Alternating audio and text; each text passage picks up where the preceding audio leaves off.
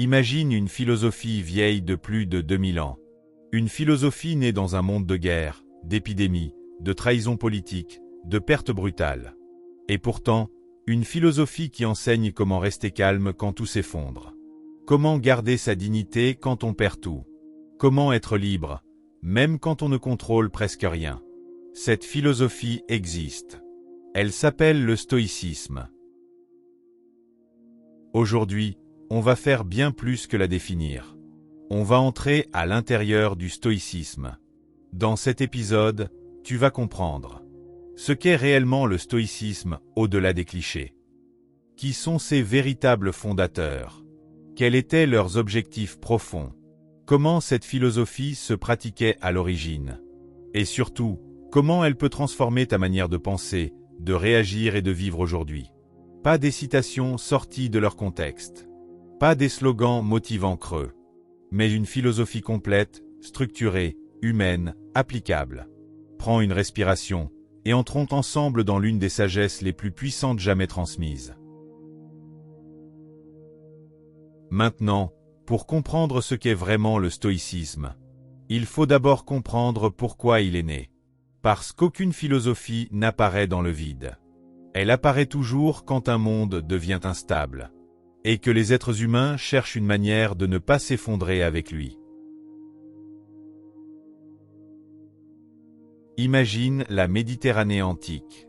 Les cités grecques ont connu des périodes de grandeur, oui, mais elles ont aussi connu l'humiliation, la peur, la guerre, la chute. Les alliances se font et se défont. Les pouvoirs changent de main. Les armées traversent les territoires. Les épidémies frappent. Les familles perdent des proches sans avertissement. Et surtout, la vie ordinaire n'a rien de stable. Tu peux perdre ton travail, ta maison, ta réputation, tes biens, simplement parce qu'un événement extérieur s'abat sur toi. À cette époque, beaucoup de gens ne cherchent pas une philosophie pour paraître cultivés. Ils cherchent une philosophie pour tenir debout. Ils veulent une méthode intérieure, une structure, une discipline mentale. Et c'est exactement ce que le stoïcisme va devenir. Alors pose-toi cette question, très simplement. Quand le monde devient instable, sur quoi peux-tu t'appuyer? Si tu t'appuies sur l'argent, tu peux le perdre. Si tu t'appuies sur l'opinion des autres, elle peut se retourner. Si tu t'appuies sur ta santé, elle peut changer. Si tu t'appuies sur le contrôle, tu finiras brisé, parce que le contrôle total n'existe pas. Le stoïcisme commence là. Le stoïcisme part d'un constat que personne n'aime entendre, mais que tout le monde vit.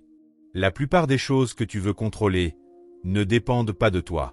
La météo, le passé, la réaction des autres, les accidents, les injustices, la perte, la mort.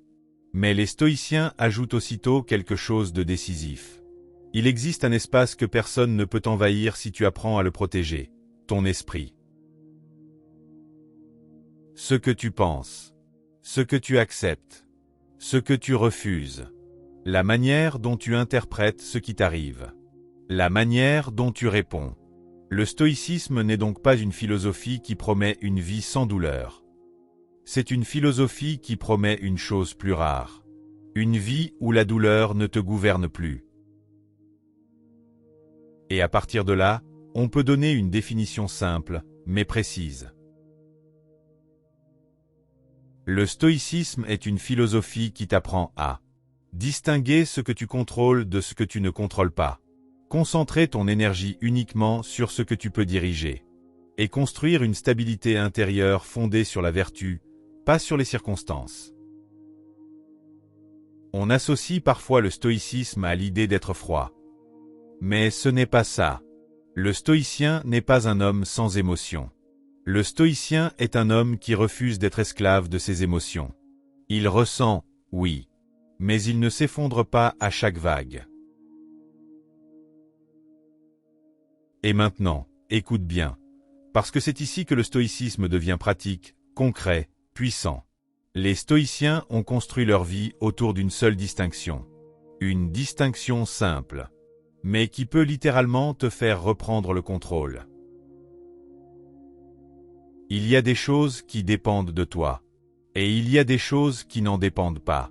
Ce qui dépend de toi, tes choix, ton effort, ta discipline, ton honnêteté, ton courage, ton jugement, ta manière d'agir. Ce qui n'en dépend pas, les résultats, la chance, les circonstances, la réputation, l'opinion, les imprévus, les pertes. Et une grande partie de la souffrance moderne vient du fait qu'on inverse ces deux catégories. On essaie de contrôler ce qu'on ne contrôle pas, et on néglige ce qu'on contrôle réellement. Le stoïcisme, c'est un entraînement quotidien à remettre l'ordre au bon endroit.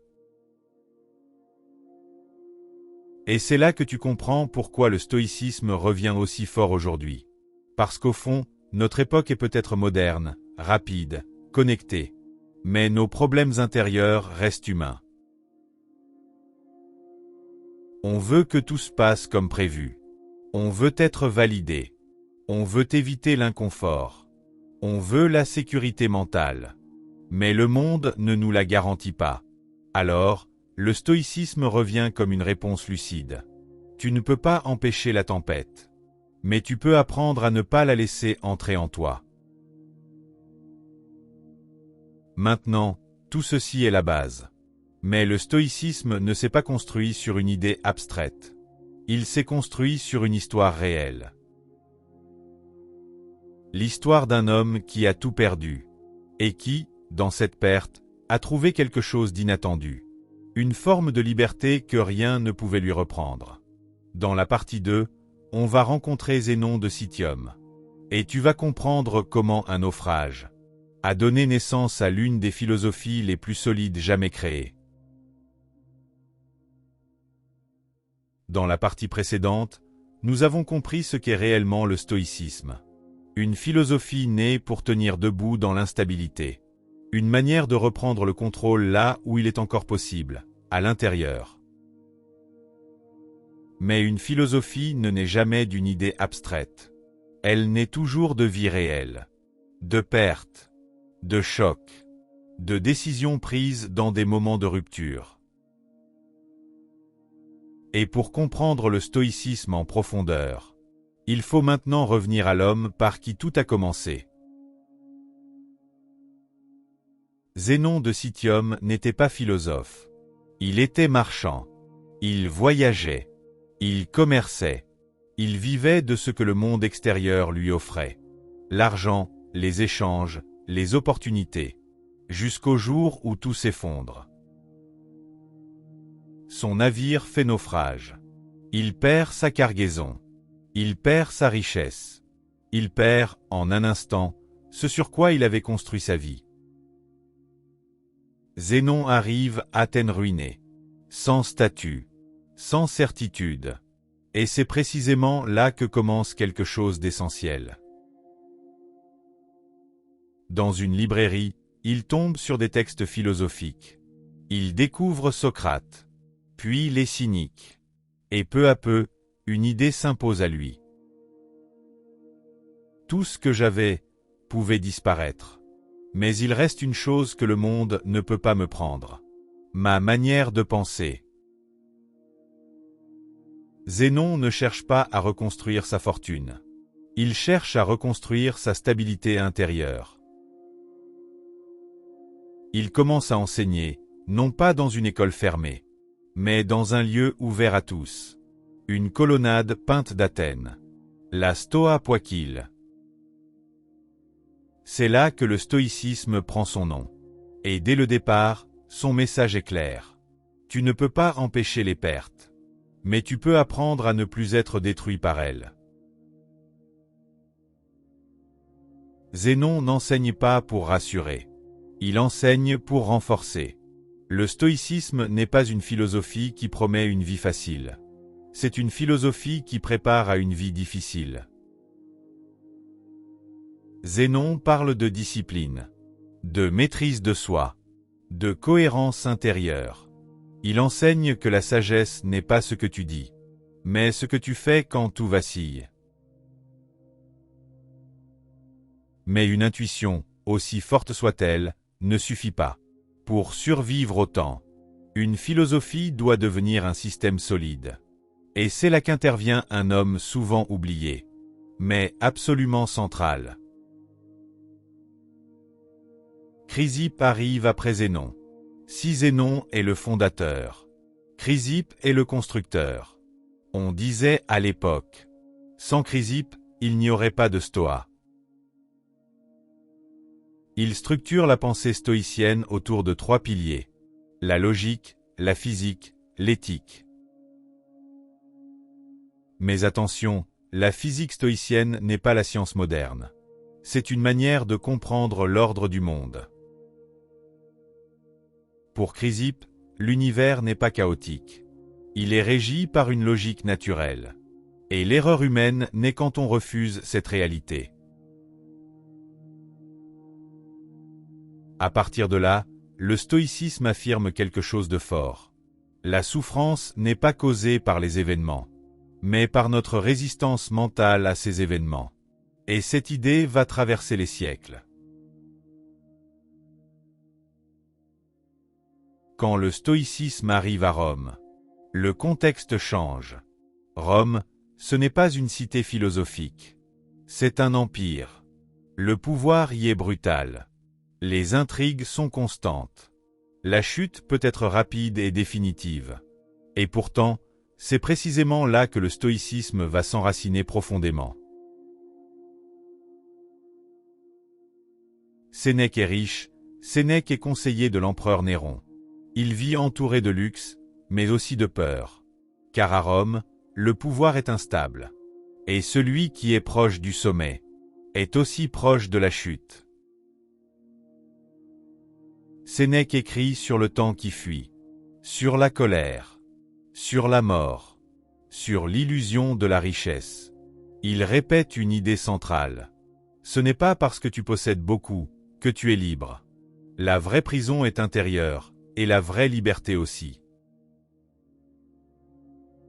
Certains lui reprocheront une contradiction. Comment prêcher le détachement en vivant dans l'abondance?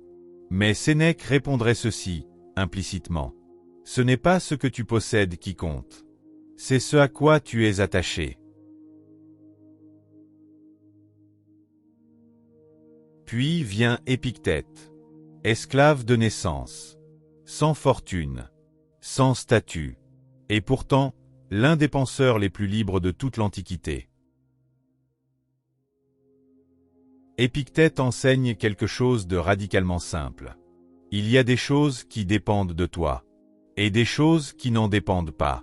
Si tu confonds les deux, tu souffriras toute ta vie. Si tu les distingues clairement, personne ne pourra te rendre esclave. Pour Épictète, la liberté n'est pas politique, elle est mentale. Et enfin, le stoïcisme atteint une forme presque paradoxale. Il arrive sur le trône. Marc Aurèle est empereur romain. Il commande des armées. Il gère des crises. Il fait face aux guerres, aux épidémies, aux trahisons. Et pourtant, ses écrits ne sont pas destinés au public. Ils sont destinés à lui-même. Dans ses pensées pour moi-même, il ne cherche pas à enseigner. Il cherche à se rappeler comment rester droit. Il se répète. Sois juste, sois patient. Accepte ce que tu ne contrôles pas. Agis avec vertu, quoi qu'il arrive. Marc Aurèle montre que le stoïcisme n'est pas une posture. C'est un entraînement intérieur quotidien. Et si tu regardes bien, Zénon perd tout. Sénèque vit dans la peur du pouvoir. Épictète n'a rien. Marc Aurèle a tout, sauf la tranquillité garantie. Des vies très différentes, mais une même recherche. Ils ne cherchent pas le bonheur facile, la réussite sociale, la domination. Ils cherchent une chose plus rare. Une stabilité intérieure qui ne dépend pas des circonstances. Et c'est exactement ce qui nous amène à la question suivante. Maintenant que nous savons qui étaient les fondateurs du stoïcisme, une question essentielle reste ouverte. Qu'est-ce qu'ils cherchaient vraiment, au fond? Pas ce que les livres résument en une phrase. Pas ce que les citations Instagram laissent croire, mais leur objectif profond. Dans la partie 3, nous allons entrer au cœur du stoïcisme. Ce pourquoi cette philosophie a réellement été conçue. Maintenant que nous avons compris d'où vient le stoïcisme et qui sont les hommes qui l'ont porté, nous pouvons aller plus loin. Car derrière les noms, derrière les écoles, derrière les textes, il y a une intention précise. Le stoïcisme n'est pas né pour impressionner. Il n'a pas été conçu pour expliquer l'univers de manière abstraite. Il n'a pas été pensé pour satisfaire la curiosité intellectuelle. Il a été pensé pour répondre à une urgence humaine. Comment vivre sans être constamment brisé par ce que la vie nous impose? Les stoïciens ont observé une chose simple, mais dérangeante. La plupart des êtres humains souffrent moins à cause des événements qu'à cause de la manière dont ils y réagissent. Deux personnes peuvent vivre la même perte. L'une s'effondre. L'autre tient debout. Pour les stoïciens, la différence ne vient pas de la chance. Elle vient de la structure intérieure. C'est là que se trouve leur objectif principal. Ils ne cherchent pas à rendre la vie agréable, ils cherchent à rendre l'être humain solide. Car une vie agréable peut disparaître, mais une structure intérieure, si elle est bien construite, peut traverser la tempête. Les stoïciens ne promettent donc pas une existence sans douleur. Ils promettent quelque chose de plus exigeant. Une existence où la douleur ne décide plus à ta place. Pour eux, le vrai problème n'est pas la difficulté. Le vrai problème, c'est la perte de maîtrise intérieure face à la difficulté. Ils ont vu des hommes riches devenir misérables, parce qu'ils vivaient dans la peur de perdre.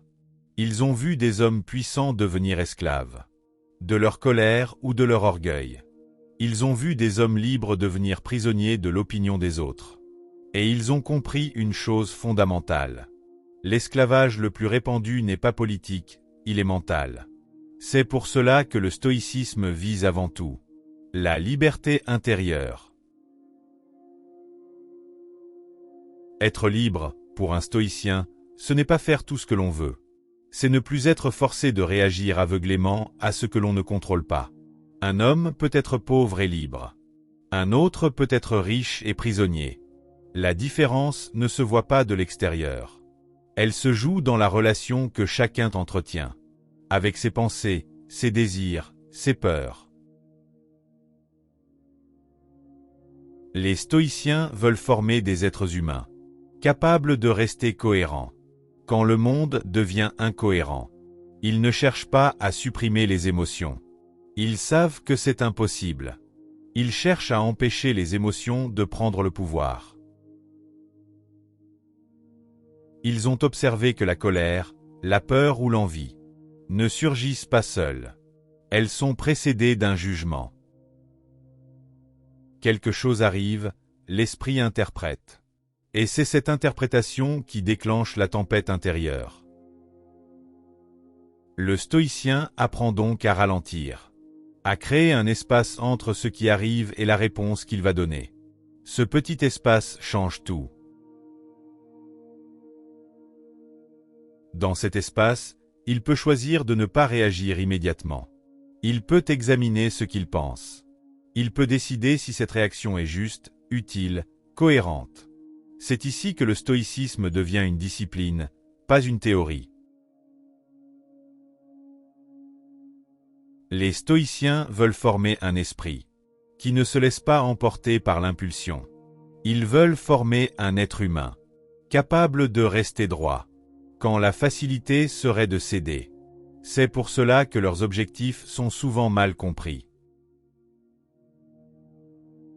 Ils ne cherchent pas le plaisir. Ils ne cherchent pas l'euphorie. Ils ne cherchent pas l'excitation permanente. Ils cherchent une stabilité profonde.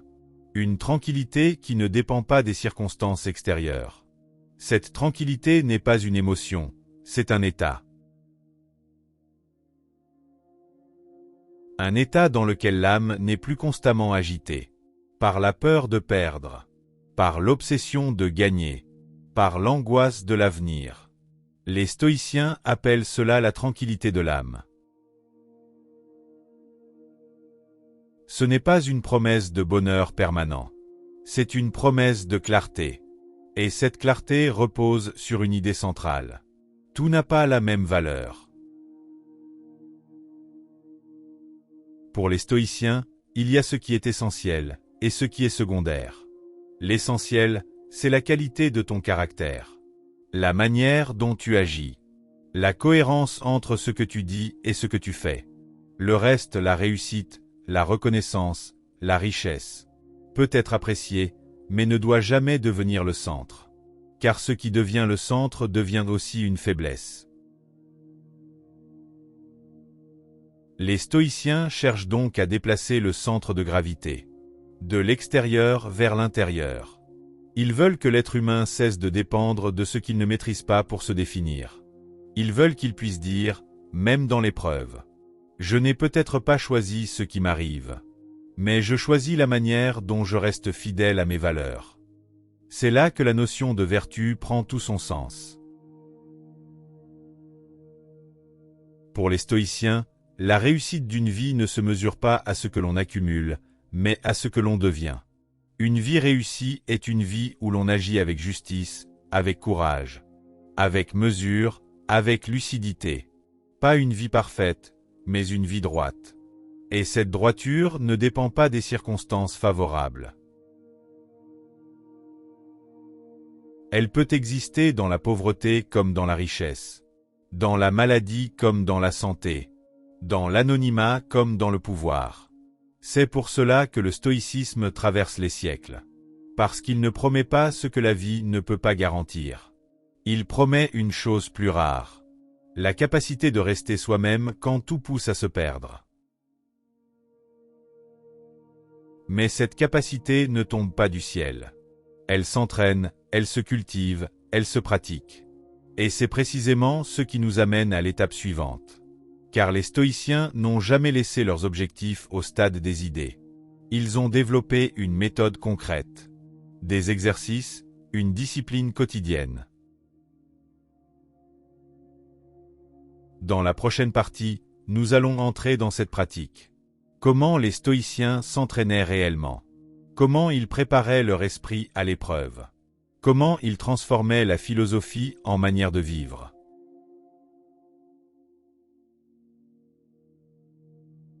Mais cette capacité à rester solide intérieurement ne tombe pas du ciel.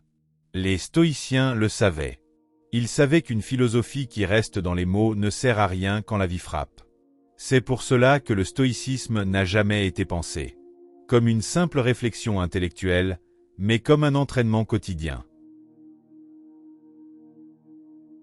Un entraînement de l'esprit, aussi rigoureux qu'un entraînement du corps.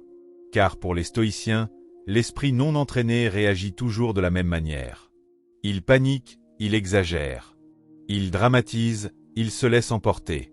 Leur question n'était donc pas « Que dois-je penser ?» mais « Comment dois-je m'exercer pour penser juste, même sous pression ?» C'est là que le stoïcisme devient une pratique concrète. Chaque jour, le stoïcien commence par se rappeler une chose essentielle. La journée ne se déroulera pas comme prévu. Il y aura des contrariétés, des imprévus, des paroles injustes, des pertes de contrôle. Non pas par pessimisme, mais par lucidité.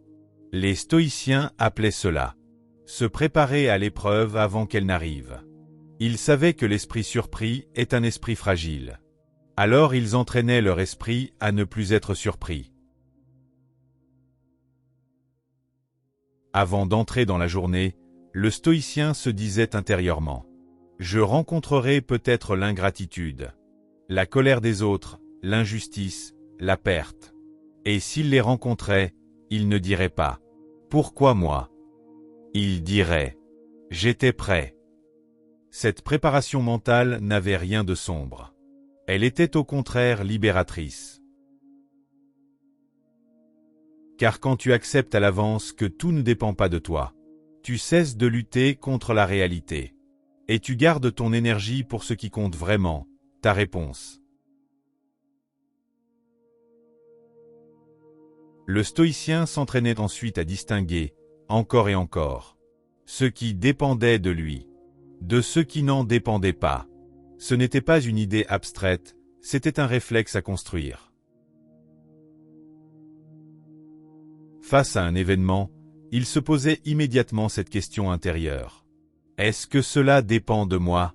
Si la réponse était non, il apprenait à ne pas s'y accrocher, pas à l'ignorer, mais à ne pas lui donner le pouvoir de gouverner son esprit. S'il s'agissait d'une parole blessante, il se rappelait que l'opinion de l'autre ne dépendait pas de lui. S'il s'agissait d'une perte matérielle, il se rappelait que ce qu'il possédait n'était jamais vraiment garanti. S'il s'agissait d'un échec, il se rappelait que seul l'effort était sous son contrôle, pas le résultat. Cette pratique demandait une vigilance constante, car l'esprit humain aime se plaindre. Il aime accuser. Il aime se raconter des histoires. Le stoïcien, lui, s'entraînait à interrompre ce récit intérieur avant qu'il ne devienne une prison. Un autre exercice fondamental consistait à examiner ses jugements. Les stoïciens avaient compris quelque chose de très moderne. Ce ne sont pas les faits qui nous blessent, mais le sens que nous leur donnons. Alors, quand une émotion forte surgissait, le stoïcien ne la rejetait pas immédiatement. Il l'observait. Il se demandait « Qu'est-ce que je suis en train de me dire pour ressentir cela? Quelle croyance est à l'œuvre? Quelle attente a été déçue ?» Ce travail intérieur était exigeant, mais il rendait l'esprit plus clair. Peu à peu, le stoïcien apprenait à ne plus confondre ce qui est désagréable avec ce qui est insupportable. Il apprenait que beaucoup de souffrances sont amplifiées par le discours intérieur. Et en changeant ce discours, il changeait son expérience. Les stoïciens pratiquaient aussi ce que l'on pourrait appeler aujourd'hui le détachement volontaire. Ils s'exerçaient à ne pas s'identifier totalement à ce qu'ils possédaient. Non pas en rejetant les choses, mais en se rappelant leur nature provisoire. Quand ils avaient quelque chose, ils l'appréciaient. Mais ils se disaient intérieurement « Cela peut disparaître ». Non pour se priver de joie, mais pour ne pas être détruit si cette joie venait à s'éteindre. Ce détachement ne rendait pas la vie froide. Il la rendait plus juste. Car quand tu sais qu'une chose est fragile, tu l'aimes sans t'y accrocher. Un autre aspect central de la pratique stoïcienne était le rapport à la mort. Les stoïciens ne fuyaient pas la pensée de la mort. Ils l'intégraient, non par obsession morbide, mais parce qu'ils savaient que la conscience de la fin change la manière de vivre. Se rappeler que la vie est limitée rend chaque instant plus précieux, et chaque décision plus claire. Quand tu sais que ton temps est compté, tu perds moins d'énergie à courir après ce qui est futile. La pensée de la mort, pour le stoïcien, n'était pas une menace. C'était un rappel de vivre selon ses valeurs tant que c'est possible. Il s'exerçait aussi à accepter la simplicité. Les stoïciens n'étaient pas des ascètes extrêmes, mais ils s'entraînaient parfois volontairement à vivre avec peu. Dormir sur un lit dur, manger simplement, supporter le froid ou l'inconfort. Pourquoi? Pour se rappeler une chose essentielle. Je peux supporter plus que je ne le crois. Cet entraînement brisait la peur de manquer. Il rendait l'esprit plus confiant. Car quand tu sais que tu peux vivre avec moins, tu deviens moins dépendant. Et quand tu es moins dépendant, tu es plus libre. Le stoïcisme se pratiquait aussi dans la relation aux autres. Les stoïciens savaient que les êtres humains ne sont pas parfaits. Ils s'attendaient à rencontrer l'égoïsme, l'ignorance, la méchanceté. Et plutôt que de s'en indigner sans cesse, Il se rappelait que chacun agit selon le niveau de conscience qu'il a. Cela ne justifiait pas tout, mais cela empêchait la haine inutile. Il cherchait à répondre avec justice, pas avec vengeance. À corriger quand c'était possible. À accepter quand ça ne l'était pas. Cette attitude demandait une grande force intérieure. Mais elle évitait de gaspiller sa vie dans la colère permanente. Enfin, les stoïciens terminaient souvent leur journée par un retour sur eux-mêmes. Ils examinaient leurs actions, leurs réactions, leurs écarts. Non pour se culpabiliser, mais pour progresser. Qu'est-ce que j'ai bien fait aujourd'hui? Qu'est-ce que j'ai laissé passer inutilement? Qu'est-ce qui m'a fait réagir au lieu d'agir? Cette pratique quotidienne transformait peu à peu le caractère. Le stoïcisme n'était donc pas une philosophie que l'on pratiquait occasionnellement. C'était une manière de vivre. Jour après jour. Dans les petites décisions comme dans les grandes. Et c'est précisément ce qui explique pourquoi cette philosophie ne s'est jamais éteinte. Parce qu'elle ne dépend pas d'un contexte historique précis, elle dépend de la condition humaine. Mais une question reste encore ouverte. Si le stoïcisme fonctionnait dans un monde sans technologie, sans réseaux sociaux, sans rythme moderne, peut-il encore nous parler aujourd'hui? Ou appartient-il définitivement au passé? C'est ce que nous allons explorer maintenant. Le stoïcisme ne s'est jamais appuyé sur une époque particulière. Il ne dépend ni d'une technologie, ni d'un système politique, ni d'un rythme de vie spécifique. Il repose sur une constante. La manière dont l'être humain réagit à ce qu'il ne contrôle pas. Et sur ce point, notre époque n'est pas si différente de celles qui l'ont précédée. Nous vivons peut-être dans un monde plus rapide, plus connecté, plus bruyant. Mais les mécanismes intérieurs restent les mêmes. La peur de perdre, le besoin d'être reconnu, l'angoisse de l'avenir. La comparaison permanente, la sensation de ne jamais en faire assez. Le stoïcisme n'a jamais prétendu supprimer ces tensions. Il n'a jamais promis une vie sans pression. Il propose autre chose. Il propose une manière de ne pas se laisser écraser par ce qui nous dépasse. Dans le monde moderne, une grande partie de la fatigue mentale ne vient pas de ce que nous faisons, mais de ce que nous portons inutilement dans notre esprit. Des scénarios, des anticipations, des peurs futures, des regrets passés. Le stoïcisme agit ici comme un filtre. Il nous apprend à distinguer ce qui mérite réellement notre énergie de ce qui la consume sans raison. Chaque fois que tu t'inquiètes d'un événement sur lequel tu n'as aucun pouvoir, tu épuises une ressource précieuse. Les stoïciens l'avaient compris bien avant nous. L'attention est une force. Et mal dirigée, elle devient une faiblesse. Dans un monde saturé d'informations, le stoïcisme t'apprend à reprendre possession de ton esprit. Il ne te dit pas d'ignorer la réalité, il te dit de ne pas t'y dissoudre. Il t'invite à poser une frontière intérieure entre ce qui t'appartient et ce qui ne t'appartient pas. Cette frontière change profondément la manière dont tu vis le stress. Beaucoup d'angoisses modernes naissent du besoin de tout anticiper, de tout maîtriser, de tout sécuriser. Le stoïcisme ne combat pas l'action. Il combat l'illusion du contrôle total. Il t'enseigne que ton rôle n'est pas de garantir le résultat, mais d'honorer l'effort. Tu ne contrôles pas l'issue, mais tu contrôles ton sérieux, ta constance, ta droiture. Ce déplacement intérieur libère une immense pression. Car tu n'as plus besoin que tout se passe bien pour rester stable. Tu n'as plus besoin de l'approbation constante des autres pour te sentir légitime. Tu n'as plus besoin que le monde confirme ta valeur. Le stoïcisme transforme alors la manière dont tu fais face à l'échec. Dans une société qui associe souvent la réussite à l'identité personnelle, l'échec devient une menace. Le stoïcisme change cette logique. Il ne te demande pas si tu as gagné ou perdu. Il te demande: as-tu agi avec cohérence? As-tu fait ce qui dépendait réellement de toi?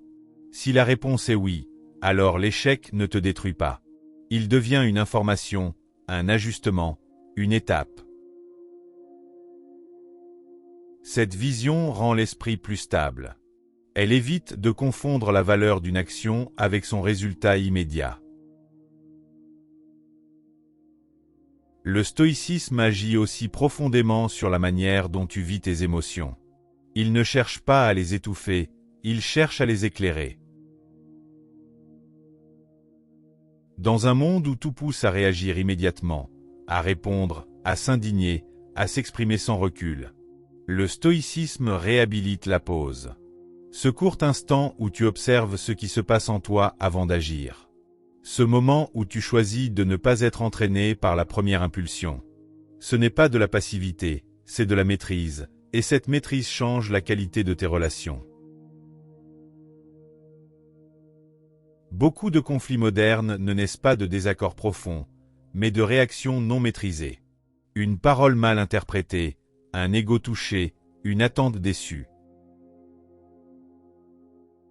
Le stoïcisme t'apprend à ne pas confondre ce qui est blessant avec ce qui est intolérable. Il te permet de répondre avec justesse plutôt que de réagir avec violence. Il t'aide à choisir tes batailles, à ne pas sacrifier ta paix intérieure pour des affrontements stériles.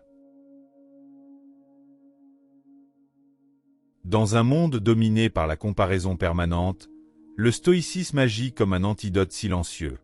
Comparer ta vie réelle à la version mise en scène des autres est l'une des sources les plus puissantes de frustration moderne. Le stoïcisme te rappelle une chose essentielle. La valeur d'une vie ne se mesure pas à sa visibilité. Elle se mesure à la qualité intérieure avec laquelle elle est vécue. Il propose une autre définition de la réussite.